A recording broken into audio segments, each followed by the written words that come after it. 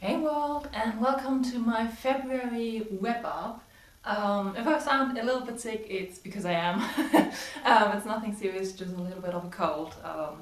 So I'm gonna sound a bit weird, just know that. Yeah, these are the books I read in February. I tried to have kind of like a love theme because obviously it was Valentine's Day, and Valentine's Day is my favorite holiday or like special day of the year. I really love it. So I read a lot of like love stories. So yeah, let's just get into it. Actually, the first one I want to mention is kind of a weird one. I just wanna quickly say it. I read my mom's diary. This sounds so weird. Basically, my mom does this really sweet thing ever since I was born, where she writes a diary for me. This is the third one she's given me, and basically, yeah, she just writes a diary about like how it feels to be my mom and how our relationship develops and like what she thinks of the things I'm doing and that kind of stuff. So yeah, it's really personal. Not a book you can buy anywhere, but it's so lovely that she does this. The next one I read is Murakami's Tea. Again, this is kind of a personal one because I saw this book when it came out, and this is a collection of Haruki Murakami's t-shirts. This man is so strange, and I love it. So yeah, it's just a collection of his t-shirts. There's pictures of all of his t-shirts, or like not all of them, and just like stories of where he got them or why they are important to him. And it's so weird and so stupid, and I really wanted to have this book, but it felt like something that was too stupid to buy for myself.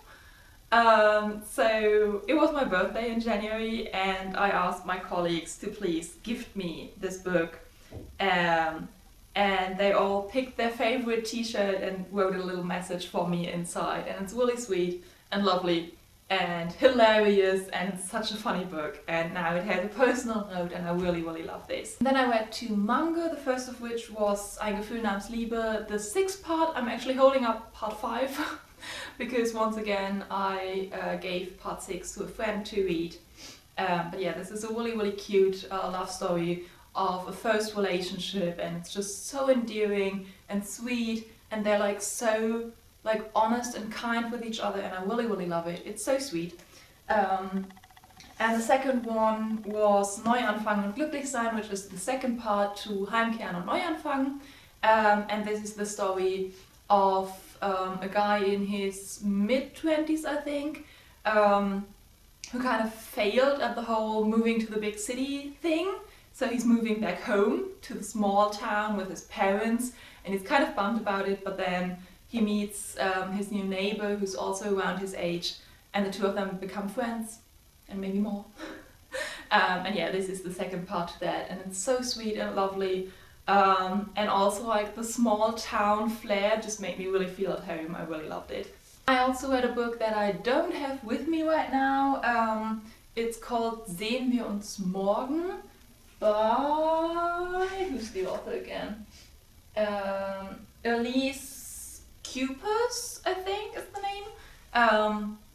And it's a really heartbreaking story of a mother and daughter, and it's told through notes that they leave for each other. So you don't have like any dialogue or like actual story, you just have the notes that the mother and daughter leave for each other. And some of them are just like, can you pick up some milk on your way home? But some are like really long like love letters, and like there's some not so fun stuff happening. There's a development in the story of the mother that's kind of heavy, and you get like those glimpses of that in those notes. And it's a really interesting format because you never get the entire story, and there's like some notes where they like apologize for saying something, but you never find out what they said because you didn't get the dialogue, you just get the apology.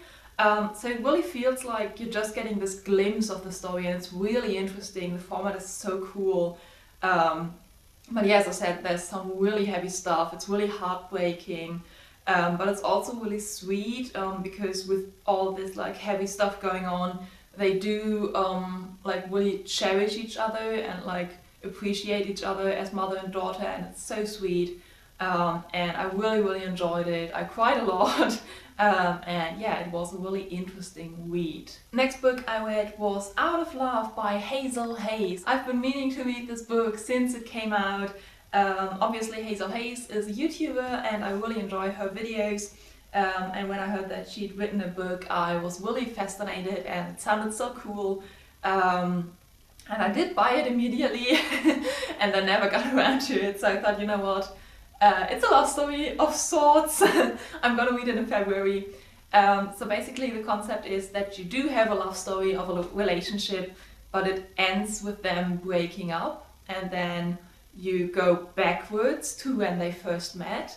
And it's so cool. The way she does it is so cool, because she doesn't just go back chronologically, but she always finds like little clues and little like connections to go back. So it's like she's at a friend's house to cry her eyes out over the breakup, and then at the friend's house she sees the picture of the wedding of the friend where she and her now ex-boyfriend went to as a couple. So she sees this picture, and then the next chapter going back a step is this wedding where they went as a couple, but they already had like some falling out. And it's just really interesting the way everything connects, and like the more you go back, the more of that backstory you get. So some of the clues or the little moments from the beginning start to make sense, and you have a lot of those like aha moments where you realize like something she said earlier now makes sense, but at the moment you didn't realize. And just so interesting, and also like really heartbreaking, obviously, because you go back and you see the beginnings of their relationship when everything was exciting and sweet and everything, and you know it ends with them breaking up. It's so heartbreaking. And yeah, Hazel Hayes is actually a really good author. She had some amazing quotes in there. There were so many like little sentences that really got to me.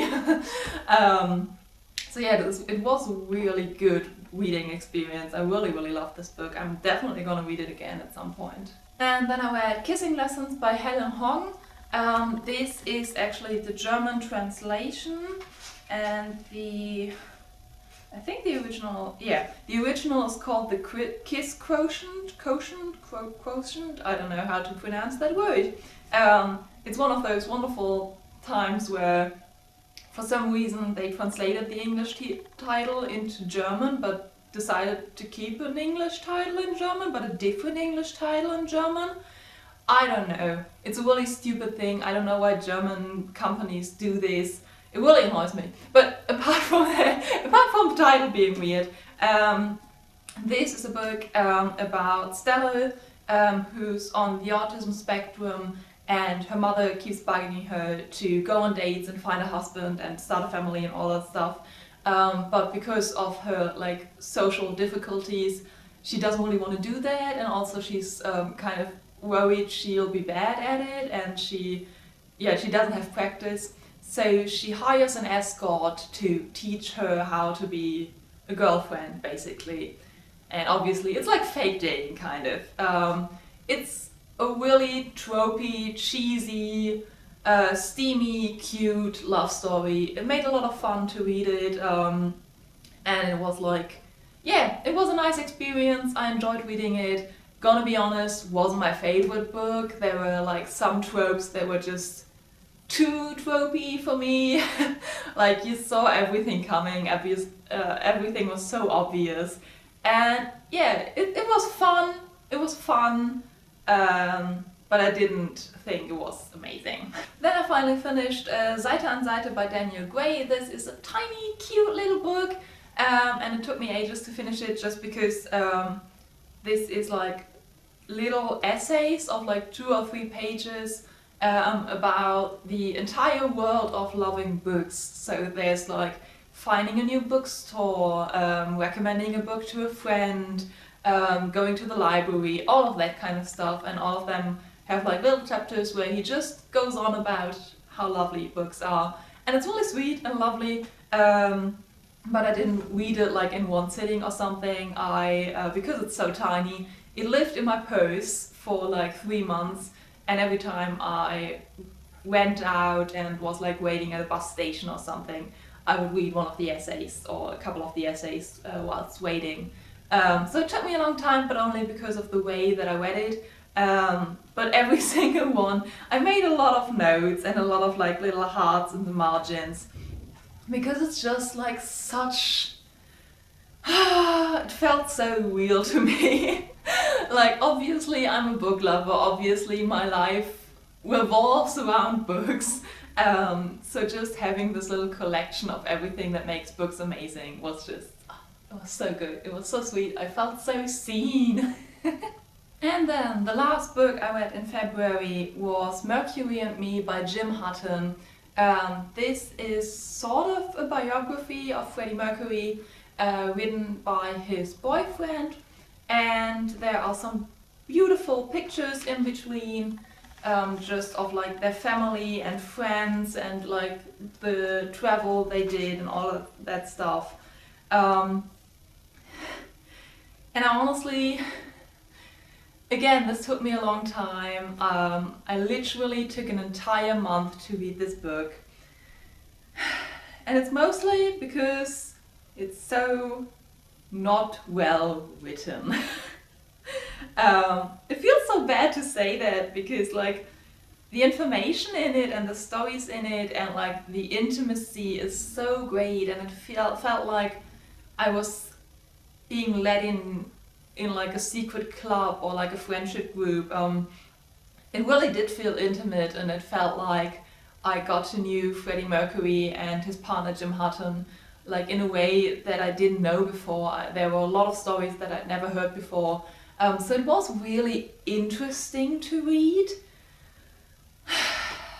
But it was like the style wasn't good. It wasn't well written.